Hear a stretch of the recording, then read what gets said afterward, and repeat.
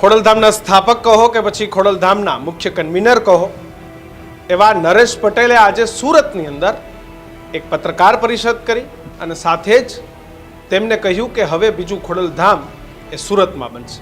સુરતમાં બનવા પાછળનું કારણ કહું તો જેને મિની સૌરાષ્ટ્ર કહેવાય છે. લેવા પટેલ સમાજ અમરેલીનો હોય, ભાવનગરનો હોય, જુનાગઢનો હોય, ગીર સોમનાથનો હોય, સૌથી વધારે લેવા પટેલ સમાજ એ સુરતની અંદર સ્થાયી થયો છે. ધંધા, ઉદ્યોગ, વેપાર, રાજકારણ આ તમામ દિશાની અંદર ગુજરાતનો લેવા પટેલ સમાજ એ સુરતની અંદર મોખરે છે. સુરતની ઇકોનોમી હોય, સુરતનું રાજકારણ હોય કે પછી સામાજિક દ્રષ્ટિ હોય કે પછી એજ્યુકેશનની વાત હોય કે પછી મેડિકલ સેક્ટરની વાત હોય, સુરતના જાણીતા ઉદ્યોગ એ હીરાની વાત હોય કે પછી ટેક્સટાઇલની વાત હોય, તમામ જગ્યાએ લેવા પટેલ સમાજ એ સુરતમાં અગ્રેસર છે. અને એટલા માટે જ રાજકોટ બાદ એટલે કે રાજકોટના કાગવડ બાદ બીજું કોઈ ખોડલધામ બનવાનું હોય તો એ બનવા જઈ રહ્યું છે સુરત ખાતે.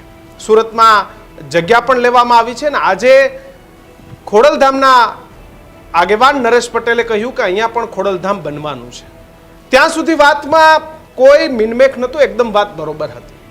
પણ જ્યારે કોઈ પત્રકારે સવાલ પૂછ્યો કે ખોડલધામ, ન્યૂ ખોડલધામ પણ સુરતમાં બની રહ્યું છે, ત્યાંથી ક્યાંક અલગ અલગ પ્રકારની વાતો ચાલી રહી છે કે ભાઈ ખોડલધામ એક 2006-7થી અસ્તિત્વમાં આવ્યું છે તો પછી નવા ખોડલધામની શું કામ જરૂર પડી છે.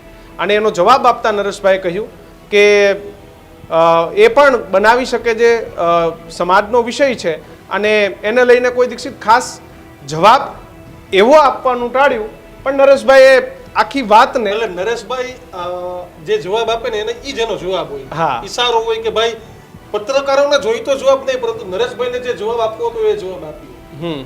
પણ મહત્વની વાત એ છે કે ચર્ચા કેમ થઈ.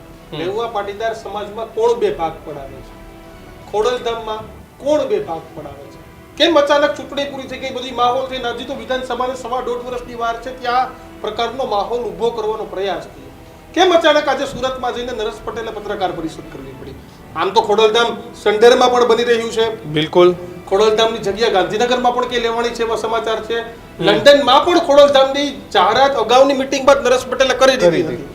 પણ આ અનેક અફવા ફિંગલ ઉડતું હતું તો તેનો તમામ વસ્તુઓનો જવાબ નરેશ પટેલે સુરત જઈ પત્રકાર પરિષદ કરી અને કહી દીધો. અને નરેશભાઈની ઈચ્છા મુજબ પત્રકારોએ સવાલ પણ પૂછ્યો અને ઈચ્છા મુજબનો નરેશ પટેલે જવાબ પણ આપ્યો. હજુ સુધી તમે અમારી ચેનલને સબસ્ક્રાઇબ નથી કરી તો અત્યારે જ ન્યૂઝરૂમ ગુજરાતને સબસ્ક્રાઇબ કરો, ફેસબુક અને ઇન્સ્ટાગ્રામ પર ફોલો કરો.